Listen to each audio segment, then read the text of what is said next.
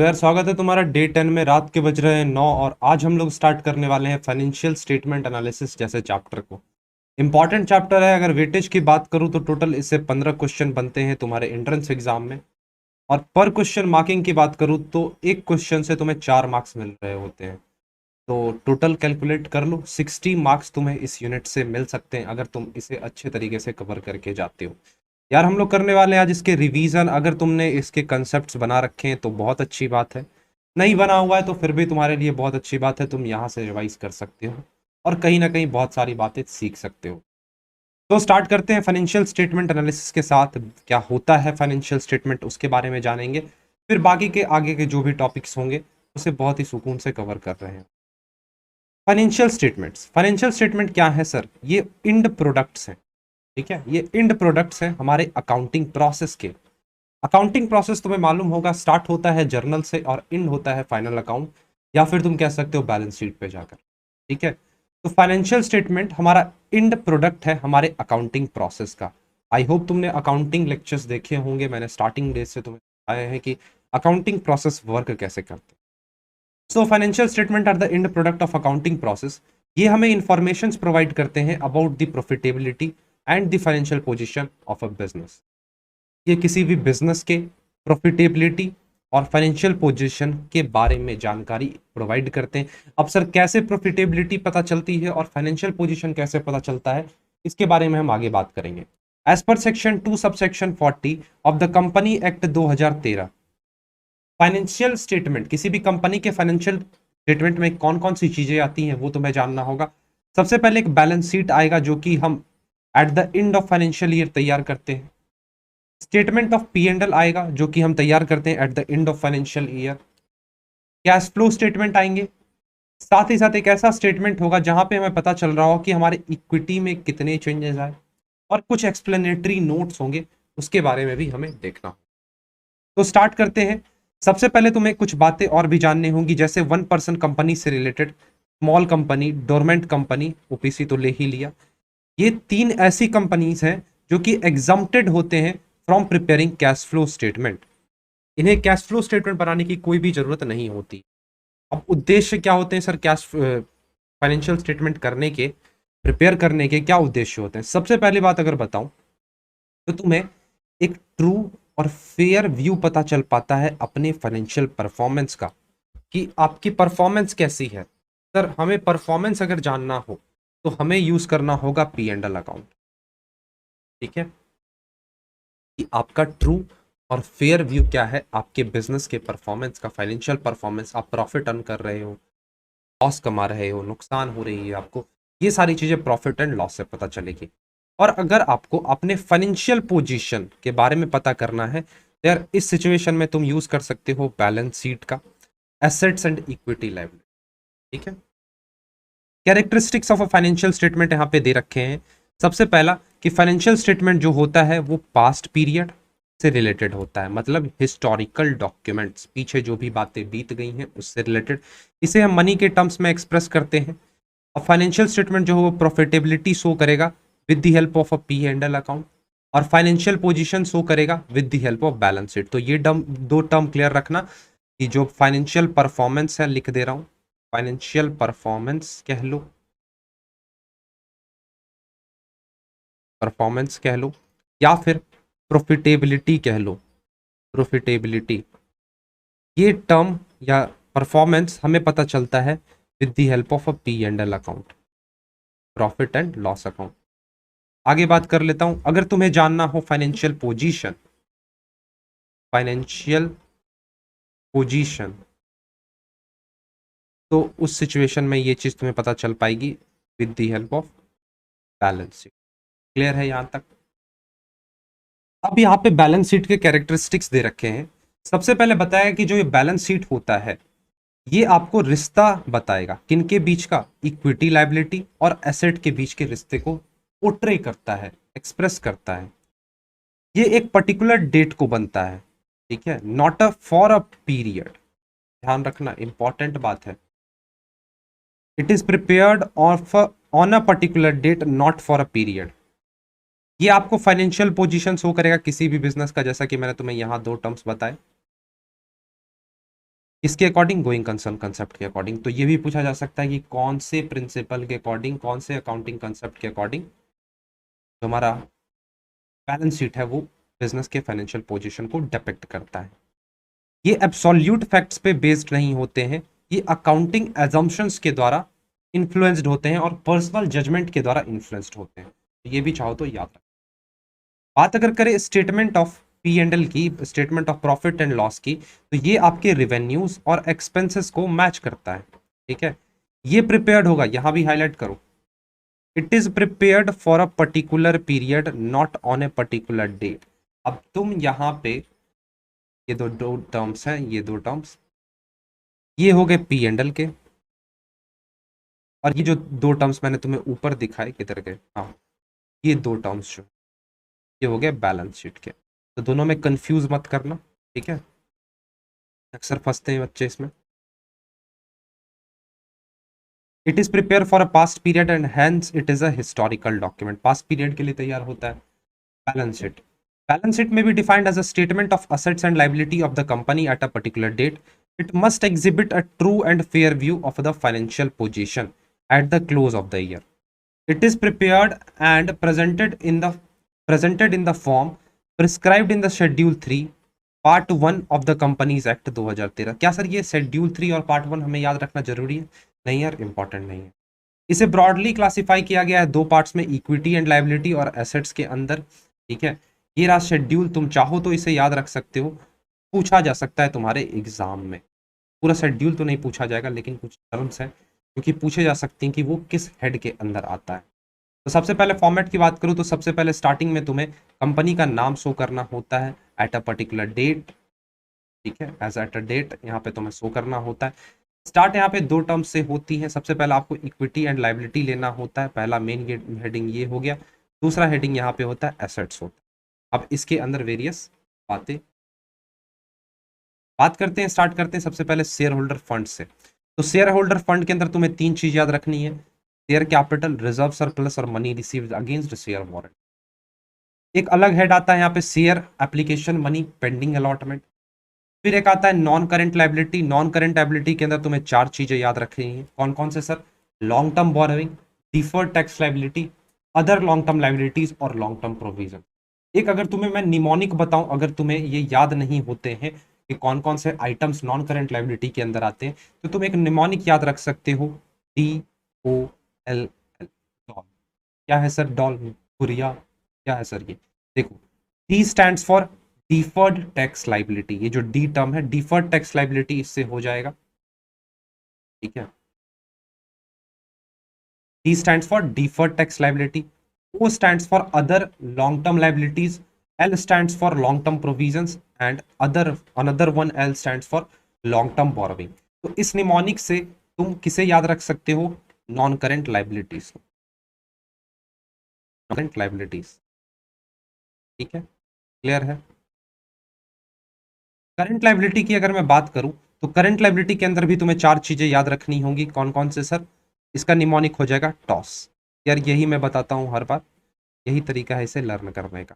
Toss, T stands for trade payable, O stands for other current liability, S stands for short term provisions and another one S stands for short term borrowings. तो इस तरीके से तुम पूरे equity and liabilities को याद रख सकते हो। यार इंपॉर्टेंट है ये बैलेंस शीट का फॉर्मेट, अगर तुम्हें याद रहेगा तो फ्यूचर में, अभी चलो अगर काम नहीं आता है लेकिन फ्यूचर में तुम्हें ये जरूर काम आएगी। बात करते हैं एसेट्स की, तो एसेट्स के अंदर तुम्हें दो क्लासिफिकेशन याद रखने, नॉन करंट एसेट्स और current assets. Non current assets में आ जाएंगे सबसे पहले फिक्स्ड एसेट्स। फिक्स के अंदर चार चीजें, tangible, intangible, capital work in progress और इंटेंजिबल एसेट्स अंडर डेवलपमेंट। बात करूं नॉन करंट इन्वेस्टमेंट अलग हेड रहेगा, डिफर टैक्स अलग रहेगा, लॉन्ग टर्म लोन और अदर नॉन करंट, ये सारे ही अलग अलग हेड्स पे होंगे। करंट एसेट्स के अंदर तुम्हें टोटल 6 चीजें याद रखनी होंगी, current investment, inventory, trade receivable, cash and cash equivalent, short term loans and advances और अदर करंट एसेट। ठीक है, ये हो गया बैलेंस शीट का फॉर्मेट। अब हर एक आइटम्स के यहाँ पे डिटेल एक्सप्लेनेशन दे रखे हैं, जो भी इसमें आइटम्स हैं। जैसे कि तुम्हें अब देखो, ये बेसिक चीजें तुम्हें मालूम होंगी कि पहला स्टार्ट होता है इक्विटी एंड लायबिलिटी से। तुम्हें मैंने बताया कि पूरे बैलेंस शीट को दो पार्ट में कैटेगराइज किए गए हैं, पहला इक्विटी एंड लायबिलिटी, दूसरा होता है एसेट्स। तो इक्विटी एंड लायबिलिटीज में हम जब बात करते हैं तो स्टार्ट होता है वो शेयर होल्डर फंड से। अब शेयर होल्डर फंड्स के अंदर तीन चीजें हम समझते हैं, share capital, reserve and surplus और money shares received against the share warrant. ठीक है, तो ये सारी चीजें पता ही होंगी तुम्हें। नेक्स्ट आता है रिजर्व एंड सरप्लस। तो रिजर्व एंड सरप्लस को क्लासिफाई किया गया है वो सारे रिजर्व्स तुमने जो अभी तक देखे हैं, जैसे कि capital reserve, capital redemption reserve, CRR हो गया ना, कैश रिजर्व रेशियो वो वाला नहीं, ठीक है, कैपिटल रिडम्पशन रिजर्व यहाँ पे बात की गई है, मनी बैंकिंग वाली कैश रिजर्व रेशियो की बात यहाँ पे नहीं की जा रही है। SPR security premium reserve, debenture redemption reserve, revaluation reserve, share option outstanding account और कुछ अन्य प्रकार के भी रिजर्व्स आते हैं जिनके नेचर और पर्पस अलग से स्पेसिफाई किए जाते हैं। अब यार तुम्हारे सरप्लस भी इसके अंदर आते हैं और तुम्हारे P&L के प्रॉफिट एंड लॉस अकाउंट के डेबिट बैलेंसेस भी इसके अंदर आते हैं, तो ये चीज तुम याद रखना। ठीक है, बात करूं अगर नॉन करेंट लाइबिलिटी की, तो इसके अंदर टोटल सर 4 हेड्स आते हैं। सर होता क्या है सर नॉन करेंट लाइबिलिटी, पता नहीं है तुम्हें, बता देता हूँ। A liability shall be classified as a non current liability if it is not a current liability. Current के बारे में तुम्हें पता होगा, जिसे आपको रीपे करना रहता है within the operating cycle, या फिर कह सकते हो within the one accounting cycle या within one accounting period. ठीक है, और नॉन करेंट मतलब सर हम अकाउंटिंग साइकिल को क्रॉस कर सकते हैं, 1 साल से ज्यादा, ऑपरेटिंग साइकिल से ज्यादा। ठीक है, तो इसके अंदर लॉन्ग टर्म कौन कौन सा सर हो जाएगा, डॉल वाला, deferred tax liability, other long term provisions और लॉन्ग टर्म बोरोविंग्स। अब देखो लॉन्ग टर्म बोरोविंग्स के तुम्हारे आएंगे bonds, debentures, term loans, deferred payment liabilities, deposits, loans and advances, long term मैच्योरिटीज of finance lease obligation और other loans and advances. ये सारी चीजें आती हैं सर, याद रखना है। देखो हो सकता है कि क्वेश्चंस बन जाए इस चीज से, पहले बना करती थी, पिछले साल इससे क्वेश्चन नहीं दिखा, 2019 में भी आई थिंक नहीं ही था, लेकिन देख कर जाना, अगर याद है तो रिवाइज कर लेना, और अगर अब देखो रट्टा मारना अगर पॉसिबल नहीं है तो फिर स्किप कर सकते हो, कुछ नहीं कर सकता हूं उसमें मैं भी। बात करते हैं अदर लॉन्ग टर्म लाइबिलिटी की। लॉन्ग टर्म लाइबिलिटी तुम्हें समझ आ गया होगा, जिसे आप 12 महीने के बाद पे कर रहे होते हो। इसके अंदर आएंगे सर ट्रेड पेबल और अदर 2 चीजें आती हैं। बात करूं लॉन्ग टर्म प्रोविजंस की, तो इसके अंदर आपके आ जाएंगे प्रोविजंस जो कि आपने बना रखे हैं इंप्लॉइज बेनिफिट के लिए, for example provisions for provident fund, और कुछ अदर होते हैं जैसे कि प्रोविजंस फॉर वारंटीज हो गए।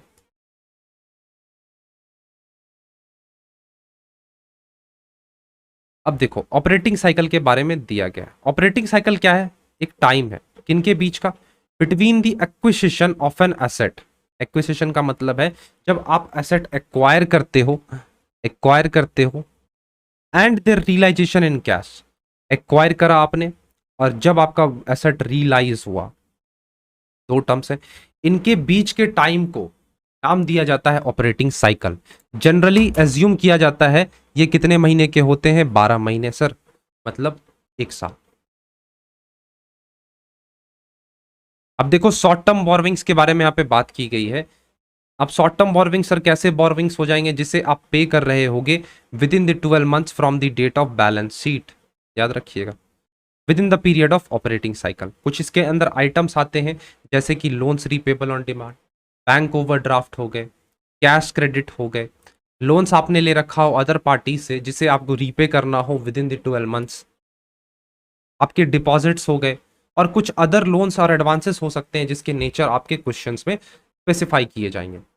और भी कुछ करंट लाइबिलिटीज होती हैं जैसे कि current मैच्योरिटीज for long term debt, current मैच्योरिटीज of finance lease obligations, interest accrued but not due on borrowings हो गए, इनकम आपने एडवांस में रिसीव्ड कर ली है, अनपेड डिविडेंड्स हो गए। तो ये सारी चीजें इसके अंदर आती हैं। तो जो पॉपुलर टर्म्स है जैसे कि कॉल्स इन एडवांस हो गए, ठीक है, इनकम रिसीव्ड इन एडवांस हो गए, ये सारे टर्म्स के याद रख लेना कि ये किस हेड के अंदर आते हैं। ठीक है, अब कुछ और भी प्रोविजंस दे रखे हैं, इन सबको मैं फिलहाल डिस्कस नहीं करने वाला हूं। बात करते हैं अपने एसेट्स के बारे में। एसेट्स के अंदर देखो क्या क्या क्लासिफिकेशन दिए गए। सबसे पहला है यहाँ पे नॉन करेंट एसेट्स, और दूसरा होगा सर हमारा current asset. Non current asset में सबसे मेजर हेड आता है फिक्स्ड। फिक्स के अंदर टोटल 4 चीजें, कौन कौन सी, tangible, intangible, capital work in progress और intangible assets under development. Tangible के बारे में तुम्हें पता होगा कि जिसका कोई फिजिकल एग्जिस्टेंस होता है, जैसे कि लैंड हो गए, बिल्डिंग हो गए, प्लांट एंड इक्विपमेंट हो गए, ये सारी चीजें, और भी एग्जांपल्स हैं। इंटेंजिबल मतलब कि इसका कोई भी फिजिकल एग्जिस्टेंस नहीं होता है, बस आप उसे फील कर सकते हो। फॉर एग्जाम्पल गुडविल हो गए, ब्रांड ट्रेडमार्क हो गए, कंप्यूटर सॉफ्टवेयर हो गए, master head and published titles हो गए, mining rights, copies, recipes, formulas, models, design, prototypes, licence, franchise, ये सारे इंटेंजिबल एसेट्स हैं। अब देखो कैपिटल वर्क इन प्रोग्रेस क्या है सर, इसके अंदर क्या आते हैं, इसके अंदर वो फिक्स एसेट्स आएंगे। क्या है, इसके अंदर वो फिक्स एसेट्स आते हैं जो कि अभी अंडर कंस्ट्रक्शन हो। मान लो तुमने बिल्डिंग बनाना स्टार्ट किया हो, ठीक है, अभी आधी बिल्डिंग वो बनकर तैयार हुई हो, पूरी बिल्डिंग ना बनी हो, तो वो तुम्हारे लिए एक एसेट होगा और उसे तुम कैटेगराइज करोगे under the capital work in progress. Clear है? बात करते हैं intangible assets under the development, sorry under development. इसमें बताया गया है कुछ इंटेंजिबल एसेट ऐसे होते हैं, फॉर एग्जांपल पेटेंट हो गए, कॉपीराइट हो गए, ठीक है। कुछ इंटेंजिबल एसेट्स ऐसे होते हैं जो कि अभी डेवलप नहीं हुए होते हैं लेकिन हमने उनका कॉपीराइट करवा लिया होता है।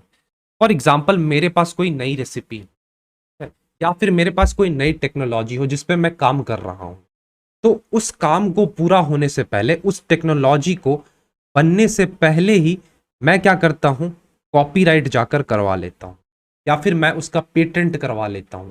ठीक है, वो अभी बनकर तैयार नहीं हुई है, अंडर डेवलपमेंट है, और मैं उसका जाकर पेटेंट करवा लेता हूं।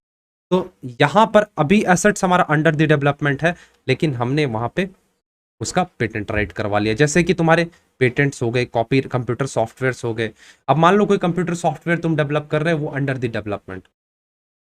ठीक, नॉन करेंट इन्वेस्टमेंट्स के अंदर आएंगे trade investment, other investment, trade investment. अब नहीं, दो ही चीज आती है, ट्रेड इन्वेस्टमेंट और अदर इन्वेस्टमेंट। यहां से स्टार्ट होता है trade investment. Trade investment is an investment made by a company in the shares or debentures of another company to promote the trade of the business of the first company। Trade investment वैसा investment होता है जहां पे एक company दूसरे company के shares और debenture में इन्वेस्ट कर रही होती है। इसलिए सर बिजनेस ट्रेड को प्रमोट करने के लिए, जो पहली कंपनी है उसके बिजनेस ट्रेड को प्रमोट करने के लिए। नॉन करेंट इन्वेस्टमेंट के ये सारे क्लासिफिकेशंस दे रखे हैं, एक बार इसका ओवरव्यू जरूर लेना।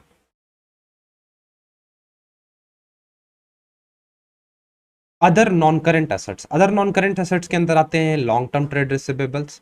ठीक है, अब इसके अंदर ट्रेड रिसीवेबल्स आ जाएंगे और डिफर्ड क्रेडिट टर्म्स आ जाते हैं, उतने कोई खास इंपॉर्टेंट नहीं है।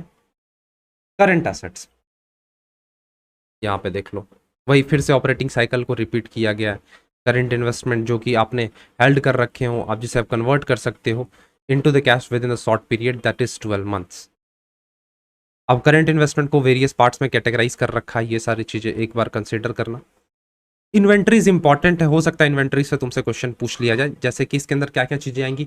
रॉ मटेरियल आती हैं, work in progress, finished goods, stock in trade, stores and spares आ गए, लूज टूल्स आ गए, और अदर कुछ अन्य प्रकार के भी चीजें। क्या सर चीजें मतलब सर इन्वेंट्रीज आती हैं जिसे आप इसके अंदर कैटेगराइज कर सकते हो। अब यहाँ पे करंट के ट्रेड रिसीवेबल को एक्सप्लेन किया गया है और कैश एंड कैश इक्विवेलेंट को एक्सप्रेस किया गया है।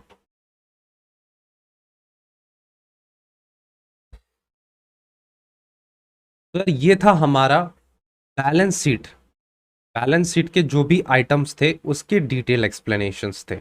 कल बात करेंगे प्रॉफिट एंड लॉस के बारे में। प्रॉफिट एंड लॉस के जो भी आइटम्स होंगे उसे डिटेल में तो डिस्कस नहीं करेंगे, अपने आगे के टॉपिक्स जो होंगे उसे मैं बढ़ाऊंगा, क्योंकि यार टाइम हमारे पास कम होते हैं और चीज़ें बहुत ज़्यादा कवर करनी है। वैसे ही हमारी स्पीड तो अच्छी है, लेकिन फिर भी एक एज पे हमें रहने के लिए कुछ एक्स्ट्रा टाइम लास्ट में चाहिए जिस टाइम पे तुम प्रैक्टिस कर पाओ। ठीक है यार, मैं तुम्हें एक सजेशन देना चाहूंगा, अगर तुम प्रिपेयर कर रहे हो BHU BCom के लिए और तुम्हारे अगर कंसेप्ट रिवाइज हो चुके हैं, कंसेप्ट बने हुए हैं, तो अब तुम जाओ टेस्ट सीरीज के लिए। मैं बार बार टेस्ट सीरीज पे इसलिए एम्फेसाइज करता हूँ क्योंकि रिवीजन के साथ क्वेश्चंस प्रैक्टिस इंपॉर्टेंट है। अगर तुम सिर्फ रिवीजन वीडियोस देख रहे हो और क्वेश्चंस प्रैक्टिस नहीं कर रहे हो तो ये तुम्हारे लिए वर्थ नहीं। तुम्हें पता है तुम्हारे एग्जाम्स जो होंगे वो 2.5 घंटे के एग्जाम होंगे, उसके लिए तुम्हें एक माहौल चाहिए, तुम्हें प्रैक्टिस चाहिए कि तुम 2.5 घंटे बैठ के सारे क्वेश्चंस प्रैक्टिस कर सको। क्योंकि अगर अभी तुम क्वेश्चन नहीं प्रैक्टिस करते हो तो तुम्हारे मन के अंदर वो डाउट बना रहेगा कि क्या हम एग्जाम में जाकर वहाँ पे सिस्टम पे बैठ के टाइम फ्रेम के अंदर क्वेश्चंस लगा पाएंगे या नहीं लगा। तो उस डर को ख़त्म करने के लिए ही प्रो टेस्ट सीरीज़ लाया गया है। तुम प्रो टेस्ट सीरीज़ के सब्सक्रिप्शन ले सकते हो, बहुत ही नॉमिनल कॉस्ट पे इसे अवेलेबल करवाया गया है, जिसके अंदर बहुत सारे टेस्ट हैं वेरियस क्लासिफिकेशंस के अंदर। ज़्यादा जानकारी के लिए तुम इस नंबर पे कॉल कर सकते हो 8102043143। अगर तुम्हें डायरेक्टली परचेज करना है तो डिस्क्रिप्शन में लिंक दिया गया है, वहां से जाके यार तुम परचेज कर सकते हो। तो यार मिलते हैं डे 11 में सुबह वाली क्लास में, तब तक के लिए धन्यवाद।